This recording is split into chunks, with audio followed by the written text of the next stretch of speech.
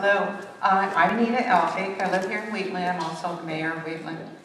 A couple thoughts. First, Supervisor Abbey, I want to thank you for giving us the opportunity for the Wheatland community to have this discussion and discourse with the county and with you. And Sheriff Durford, I want to thank you for the cooperation and just the atmosphere of working together between the city and the county. I can't tell you how much we appreciate it. Now that I've said the nice things. I have a real concern on this landfill. I think that the people in Wheatland, were under the impression years ago that outside waste would not come in. And that wasn't what the written document said. And I understand a contract. Right now, we have the issue of revising that, allowing the rail cars to come through. And Supervisor Abbey, what is your position on that? Right now, my position is I would not approve of bringing in the garbage from San Francisco. Thank you very much.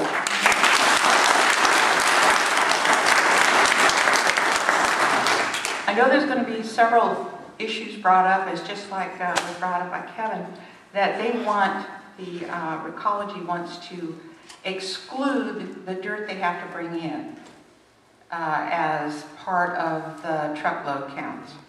And as mayor of Wheatland, I would say it needs to be included, just because of the traffic impact it has on our community.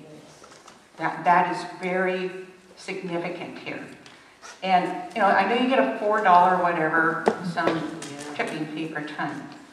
And I know that, just like with the sheriff's office, we get a lot of benefit from the county, the city does. But we also pay our share, some of our share, and we have struggled and we're doing better, and the county has helped us, and I know the sheriff's department has really helped us in our dispatching costs.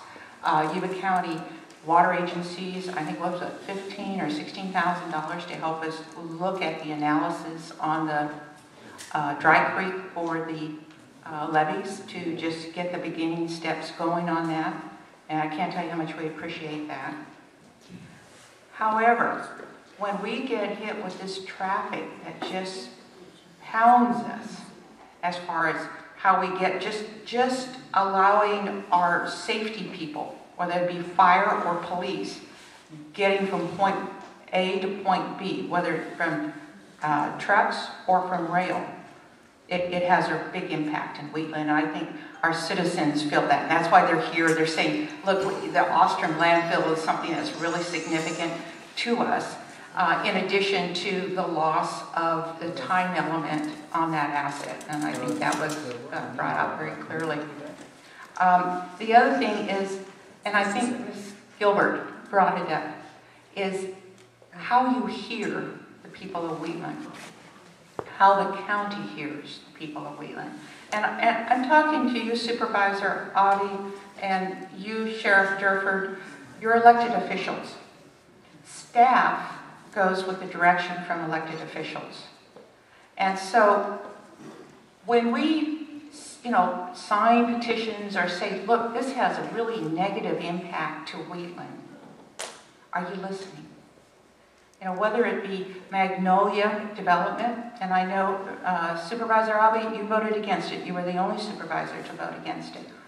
But at that presentation, there was over 200 landowners around that area that signed petitions saying, this isn't a good thing for us. We're agricultural people. It has some negative input for us. And I didn't hear any discussion at that Board of Supervisors meeting on that. And I thought that was really an important factor, that residents that own land, that have dairy farms, that have rice fields, that is part of the backbone of this whole county on the ag community, they were not heard. And I find that as a big issue. And then, on a smaller note, Supervisor Abbey, on State Street. It's a little street, right? You're smiling. You go down State Street for about, I don't know, maybe, 300 yards, and it's paved. That's because it's city. And then for the rest of it, when it gets to Highway 65, it's county. And it is the epitome of how a road should not look. It's the biggest potholes I have ever seen. It wouldn't be that big of a to fix it. And it's a short area, but it just makes Wheatland look terrible. Everyone thinks it's the city. And it isn't. It's a little county strip. We can't touch it. It's your guys'. Think maybe we could do something about that, Supervisor Avi? Mayor Elphick, I've been trying to give that to the city for the last 10 years, and you guys won't take it. Well, that haven't offered. We want to, annex all these different areas, and you guys don't want to do it. So, could we do something about that, please? In regards to State Street, one of the things that when I asked about it was that, just like the city, the county's struggling with their finances.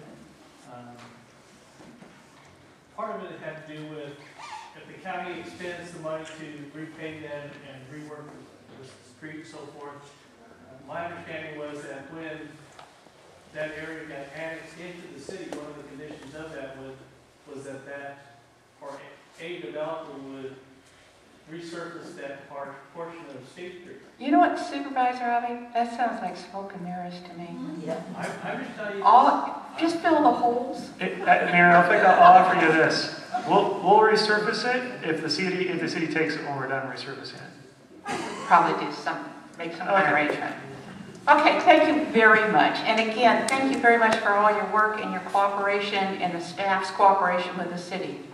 I would just make a comment. You said, when Mr. Webb presented that petition signed by various people and so forth, I don't think it was a matter of that it wasn't heard.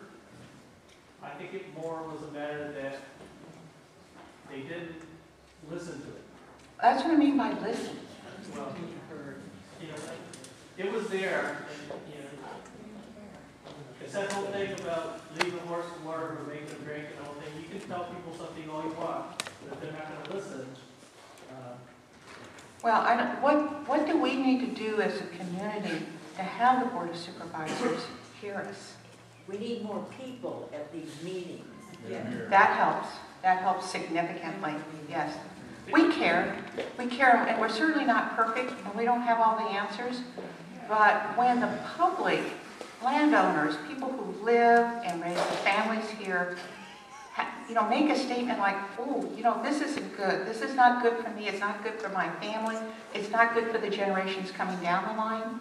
Then at least it should be discussed. It should be heard and discussed. And maybe it won't go the way they want it. But just to have the word said, yeah, fine. And that's it. That hurts. The other thing with that, too, is I wouldn't always say that they didn't listen. And it may well be that they heard it, they listened to it, but for whatever reason, and each supervisor's mind, when they considered all of that, they still felt, the best thing to do was how they voted.